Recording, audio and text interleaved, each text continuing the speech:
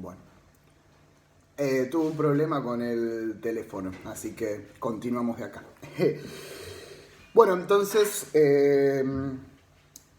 habíamos quedado en la conclusión o en el resultante que deviene de la perspectiva del Banco Interamericano del Desarrollo respecto de la ineficacia de estas políticas basadas en la universalización de la entrega de computadoras. Y para, digamos, justificar o legitimar este argumento, también despliega otra serie, otro arsenal de supuestos, como por ejemplo asentados en que estos instrumentos no fueron acompañados por acciones de capacitación ni controlados fundamentalmente por parte de los estados en su uso, en lo que respecta en el uso que le han asignado los destinatarios. Si se quiere, en función de lo que venimos abordando hasta el momento, esta visión podemos, digamos, nos invita a ser considerada un tanto reduccionista, ¿no? Si se asume que el carácter inmanentemente pedagógico que implica el establecimiento o una relación espontánea en lo que hace al acercamiento con las nuevas tecnologías, ¿no? Independientemente de la existencia o del desarrollo de software que tramiten de alguna manera o gestionen lo estrictamente curricular, es decir, hay todo un sistema de códigos, de nuevas formas de asimilación, de desarrollo de categorías operatorias, que el mismo proceso espontáneo de relación con las tecnologías incentiva. Entonces ahí ya hay una función pedagógica que le es inmanente a la mera, digamos, si se quiere, develar o si se quiere encontrar el sentido educativo de esa política o pensarla en términos de eficacia, es decir, en términos de si cumple o no cumple con sus objetivos, si estos tienen que ver con la potencialidad del proceso de aprendizaje o de los procesos de aprendizaje, ¿no? Bueno, hay un hecho educativo en sí mismo, podemos decir, a contrapartida de lo que postula o asevera el Banco Interamericano del Desarrollo. ¿Cómo lo podemos ejemplificar? También con categorías o problematizaciones que recorrimos en las clases anteriores, como por ejemplo la posibilidad de que el sujeto le imprima autónomamente un significado al juego, a través, por ejemplo, del concepto de gamificación, que también trabajamos, y que, digamos, ese sentido termine convirtiendo a lo lúdico en una materia prima plausible, como hablábamos, para la apropiación de ciertos saberes, de ciertos conocimientos, y que favorezca el aprendizaje en sí mismo, o para el desarrollo de una serie de disposiciones que solamente son posibles básicamente si se garantiza el acceso a las condiciones materiales para poder lograrlo, para poder hacerlo. En este caso, ¿cuáles son las condiciones materiales? La entrega de computadoras, ¿no? Como un primer paso, en todo caso, para ulteriormente sí adentrarse en discusiones de impacto, pedagógicas un poco más sofisticadas, ¿no? Pero teniendo en cuenta estas dos dimensiones, hay ahí como una invitación a relativizar, si se quiere, la aseveración y el análisis del Banco Interamericano. Bueno, en la clase 7 ya de alguna manera vamos a presentar la contracara, ¿no? En términos de que si hasta el momento vinimos abordando las potencialidades que pueden surgir de las tecnologías digitales o de los entornos virtuales de educación en el aprendizaje o en los contextos de enseñanza y aprendizaje de los actores, la clase 7 también nos revela las dificultades que básicamente se suscitan a partir de Internet frente a una contradicción entre la excesiva, la exhaustiva, no es excesivo el término, sino exhaustiva información que Internet presenta de acuerdo a una diversidad y una multiplicidad de temáticas que podemos considerarla inacabada, pero por otro lado, la forma desorganizada, diseminada, en la que esa información y esa exhaustividad es presentada, muchas veces termina generando un efecto contraproducente en el usuario que busca, digamos, o que accede a Internet con la intención de satisfacer alguna necesidad informativa. Es decir, que ante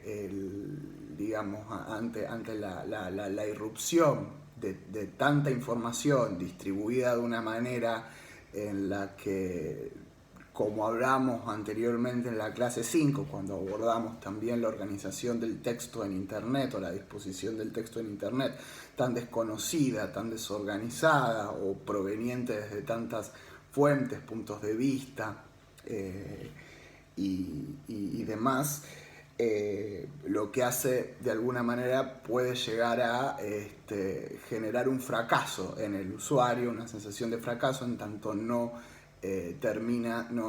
va a acabar encontrando lo que realmente está buscando, ¿no? Es decir, ese proceso no se va efectivamente a concretar. ¿Cuál es la categoría que ilustra esta problemática? La categoría de infoxicación, que vimos con detenimiento. Pero ¿por qué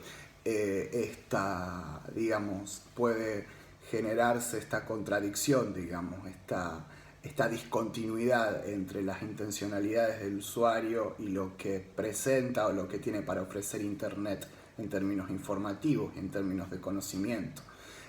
No porque no esté allí presente, es decir, la exhaustividad no se pone en discusión, sino el desconocimiento por parte del usuario de aquellas metodologías, procedimientos, competencias que debe asumir para poder acceder a un proceso de búsqueda, si se quiere, consciente en el sentido de que lo lleve efectivamente a poder encontrar y a poder satisfacer sus necesidades y expectativas desde esta plataforma y desde estos dispositivos.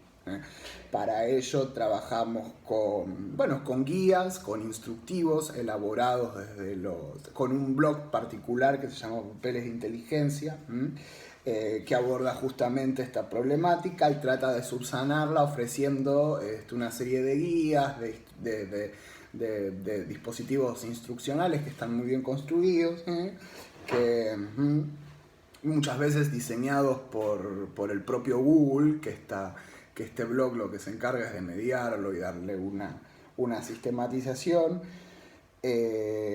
para que el usuario, digamos, aprenda cuáles son las distintas aplicaciones, funciones y disposiciones que tiene Google para poder aplicar estos mecanismos de jerarquización, de selección, y poder realmente ir, si se quiere, al blanco y poder hacer los distintos filtros y tamices que se necesitan para sortear la invasión que puede resultar de la infoxicación y realmente recortar lo que está siendo objeto de su preocupación.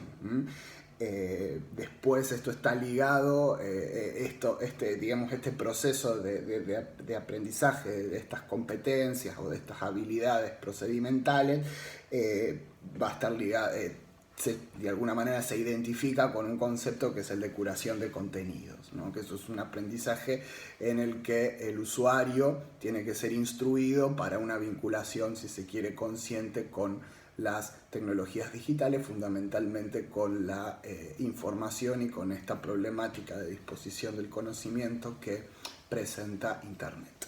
Clase 8. En la clase 8 seguimos trabajando este problema de la reciprocidad, si se quiere, entre el usuario y las tecnologías digitales. Y mantuvimos la misma premisa con el material trabajado que en la clase 7, es decir, que necesariamente se requiere de un proceso de aprendizaje consciente para... bueno, el ilustrativo de esto en la clase 8 es el texto de Prensky en el que introduce la figura del Homo sapiens digital como aquel al sujeto social, digamos, que está dotado, que está munido, que aprendió las competencias para desenvolverse en estos entornos comunicacionales.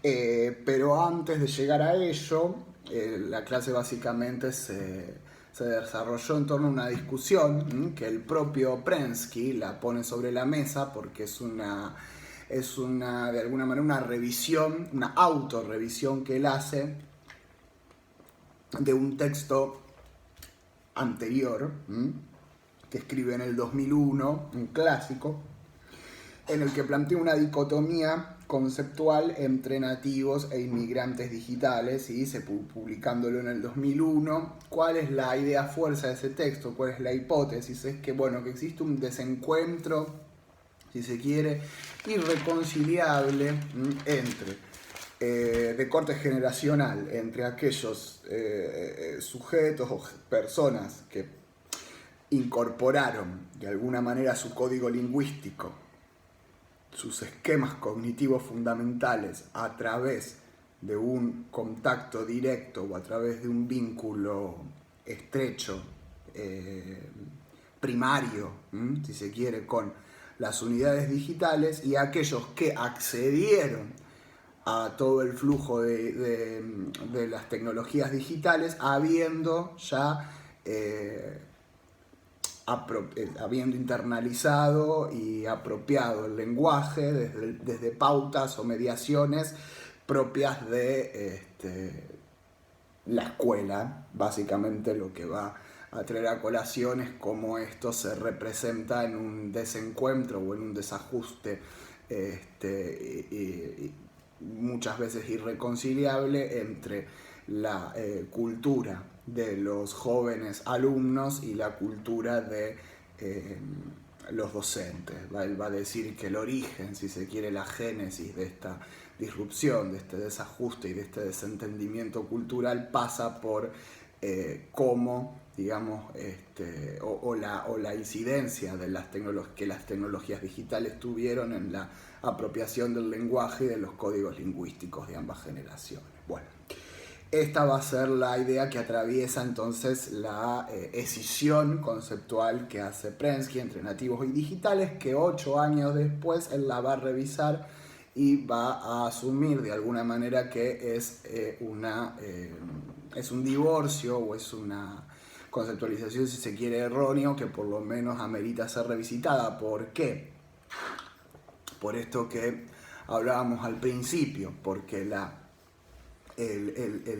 digamos, el acceso y la relación con las tecnologías digitales requiere, independientemente de la localización generacional en la que nos paremos, un proceso de aprendizaje de estas competencias, habilidades, disposiciones de las cuales hablamos. Es decir, que un nativo digital no necesariamente por el hecho de haber incorporado o internalizado ciertas pautas de su código lingüístico mediatizado por la tecnología cuente con estas competencias que le permitan tener un desenvolvimiento y un desarrollo funcional con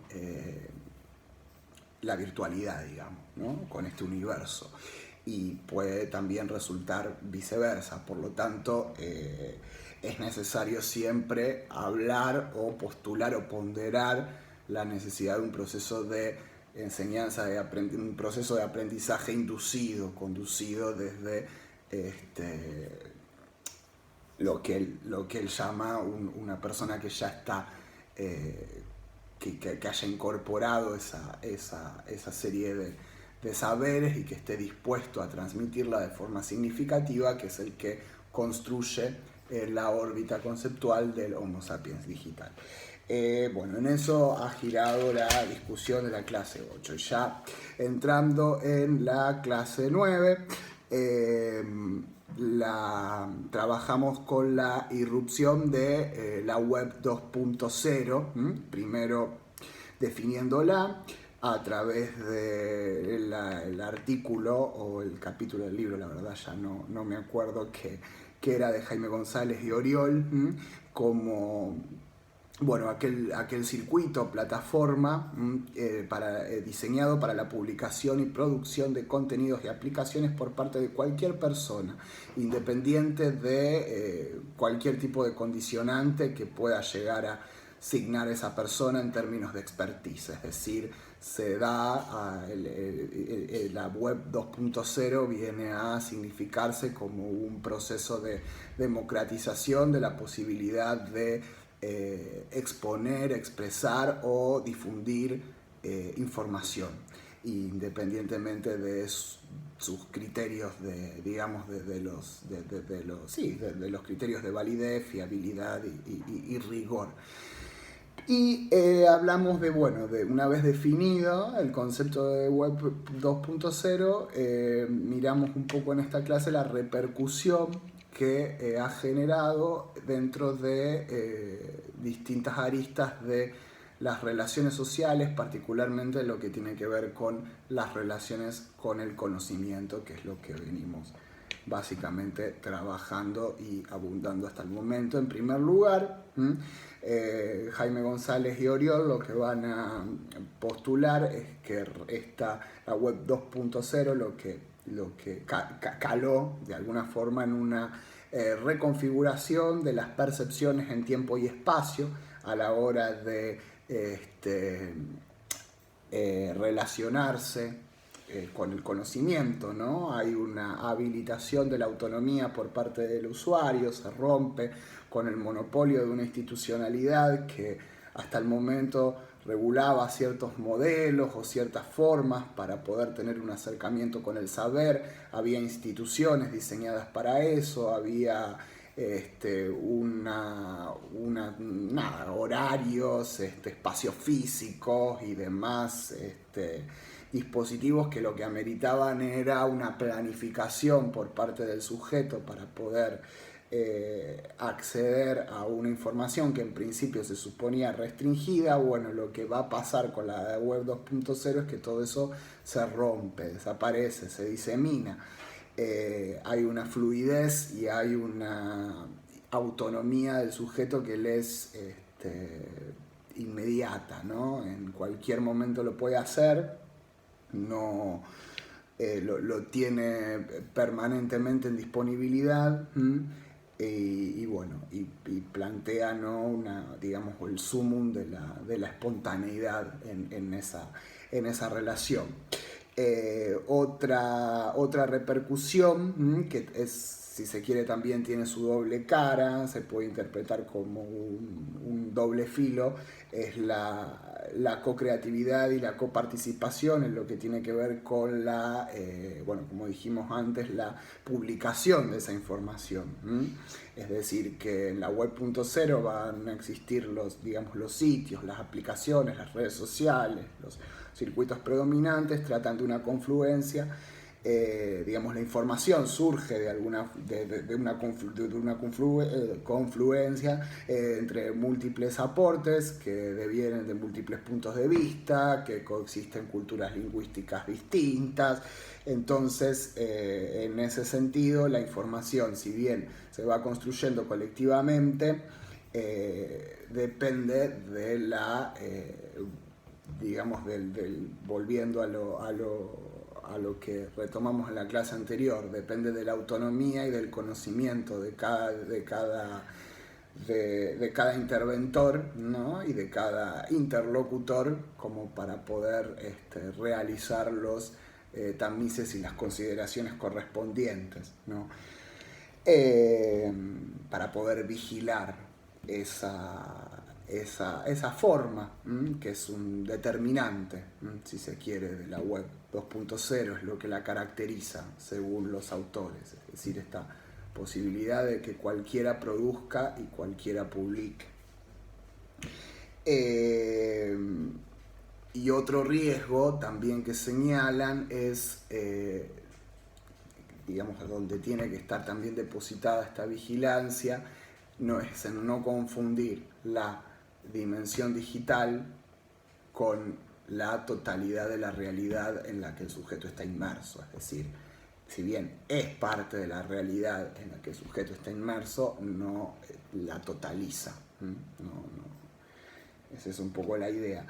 Después, las ideas, digamos, de González y Oriol las refuerza Ana María Rodera, pero básicamente él va a ingresarle al problema desde otro lugar, desde la preocupación de la autora es mirar la influencia, ¿sí?, de la web 2.0 en los procesos formativos en contextos universitarios, ¿no? Básicamente poniendo el foco en las nuevas formas de gestión y circulación del conocimiento y el impacto que esto puede llegar a tener con la, digamos, articulación, los modelos didácticos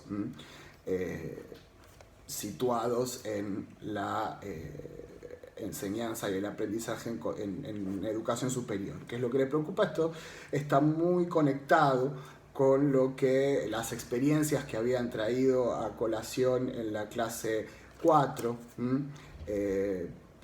para mirar la importancia de la participación del alumno, del estudiante en el diseño de la programación holística, si se quiere, conjunta de la propuesta de enseñanza.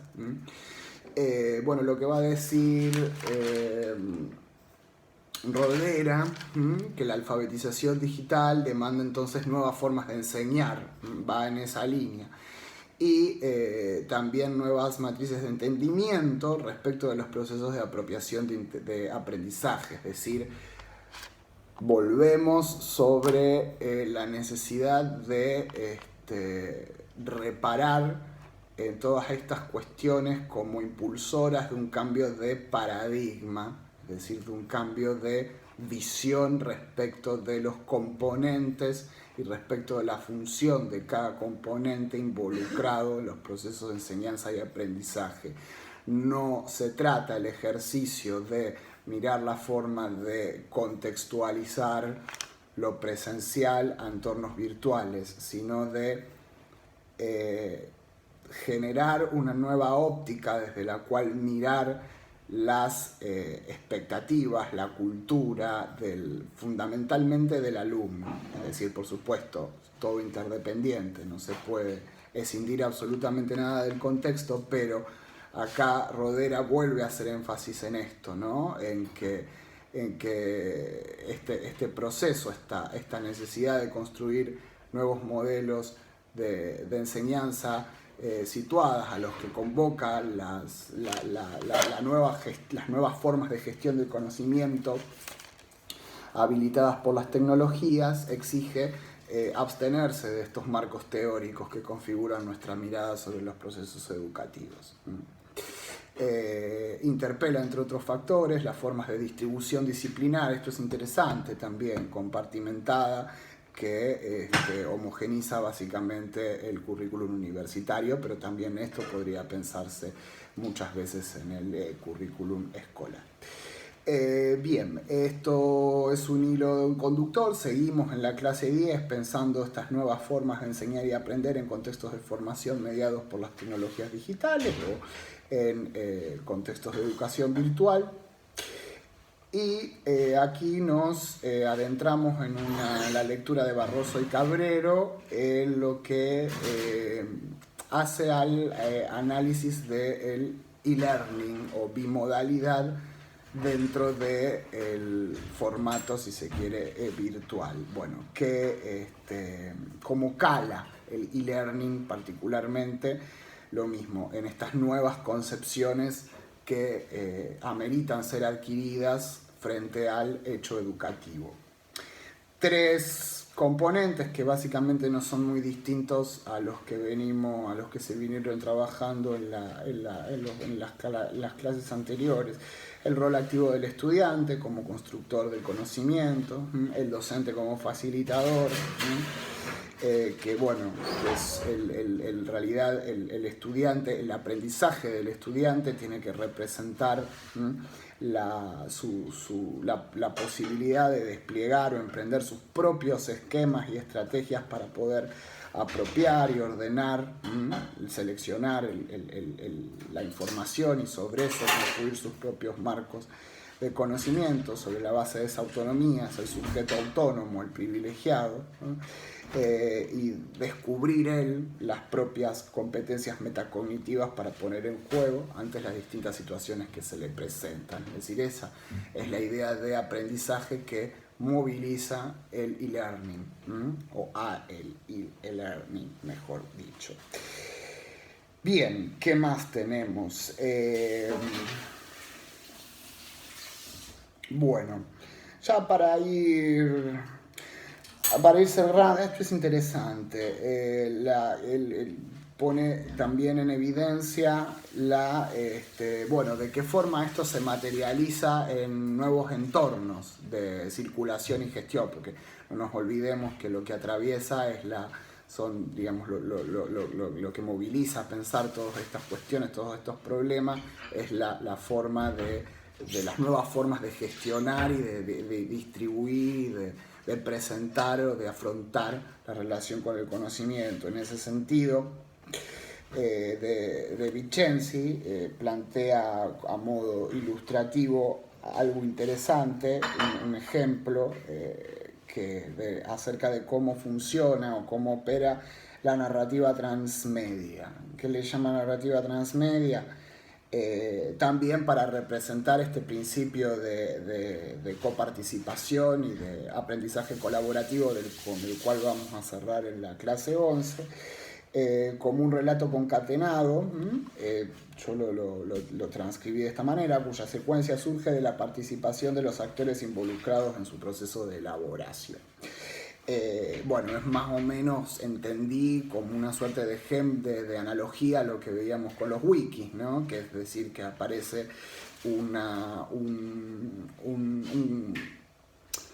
conocimiento concatenado que se va construyendo a partir de intervenciones que en principio se suponen fragmentadas y que el producto, digamos, resulta de la integración, pero que en esa integración, ¿qué pasa? Bueno, se ven filtradas ¿no? Culturas lingüísticas distintas, puntos de vista distintos, formas de expresión diferentes. Entonces, en esta narrativa transmedia es una nueva forma de narrativa, digamos, recurrente en cualquier circuito de comunicación pensado en internet, si se quiere, desde un blog hasta la participación en una publicación de una red social, en el que el resultado va siendo si se quiere, una síntesis con otros esquemas de coordinación e integración diferentes a una solución de continuidad habitual, ¿no? En fin, es el concepto de narrativa transmedia es interesante, a lo mejor es difícil de comprender, pero si uno lo puede empezar a materializar, resulta poderoso. Bueno, y por último, cerrando la clase 11, digamos, también como una invitación a la síntesis conclusiva, o a una conclusión integradora, miramos el significado, si se quiere, desde una perspectiva lo más acabada y sustentada posible, del aprendizaje colaborativo. No sé si dije aprendizaje colaborativo. Definición de Elena Ramírez para empezar a discutir, y es la interacción entre dos o más personas con una meta en común, donde los participantes se comprometen y se responsabilizan del propio aprendizaje y el de sus compañeros de equipo. Bueno, la autora después plantea, ¿no?, cómo se hace, cuándo se hace efectivo este aprendizaje colaborativo, ¿no?, cuando cumple básicamente una serie de ventajas, cuando cumple, que se pueden representar se pueden pensar a partir de comportamientos las agrupa en 4 variables: el desarrollo del crecimiento intelectual y socioafectivo de los sujetos, el desarrollo de la empatía, la estimulación de la productividad y la responsabilidad, la autonomía en la toma de decisiones y la resolución de problemas. Luego estas 4 grandes variables van a ser desagregadas en otros términos. Sí, yo no me anoté el autor, pero el otro texto, digamos, desagregaba una serie, no me acuerdo si eran 7 o 10 indicadores que podían corresponderse con una operacionalización más concreta, más observacional de estas 4 grandes variables, como para fundamentar la efectividad real del aprendizaje colaborativo y que este término no se termine entremezclando o digamos, asumiendo como una mera figura de justificación de una propuesta didáctica presuntamente innovadora. Bien. Entonces, cerrando, si uno, a mi criterio, como conclusión integradora, como invitación, interpelación que nos deja el seminario, es esto, ¿no? Es a entender que la educación en entornos virtuales o la incorporación de las nuevas tecnologías o las tecnologías digitales a los procesos de enseñanza y aprendizaje, o fundamentalmente sus repercusiones en los procesos cognitivos y de acceso a la información, lo que suponen es esto que hablamos, un cambio de paradigma. Suponen mirar todas las dimensiones o buena parte de las dimensiones, componentes o aspectos involucrados en el hecho educativo desde otro lugar. Desde otro lugar a los que nos plantearon, si se quieren, las tradiciones disciplinares que formatearon una didáctica tradicional, ¿no? Una didáctica tradicional, independientemente de sus variantes, ¿no? Porque cuando hablo de la didáctica tradicional no me estoy refiriendo a una didáctica tecnicista o a un modelo ni nada que se le parezca, sino simplemente a formas de, como hablamos y volvemos a la clase 3, de configurar estas identidades, las identidades institucionales, las identidades del sujeto pedagógico, las identidades del docente, los conocimientos del docente y los formatos de mediatización y relación con el conocimiento y las competencias que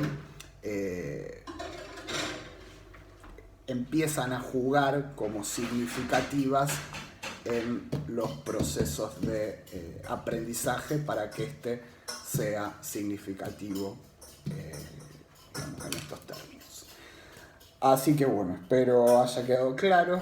Esta fue mi recorrido por la materia. Gracias a todos y a todas y nos vemos la próxima.